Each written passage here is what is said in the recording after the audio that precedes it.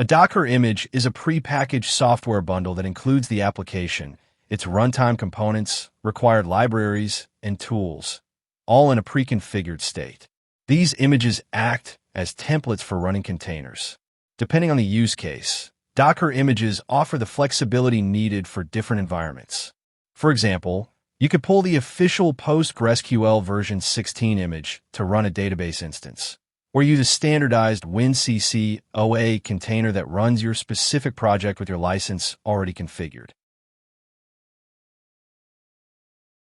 Currently, WinCC OA does not offer an officially maintained Docker image. However, in future we plan to provide images with patch releases. In the meantime, you can create a custom WinCC OA Docker image tailored to your needs by following these steps. Download and extract the necessary Debian packages. Adapt the Dockerfile and entry point script according to your requirements. Build the image using the selected installation packages. I have already downloaded WinCC OA 3.20 patch 4 and extracted the Debian packages.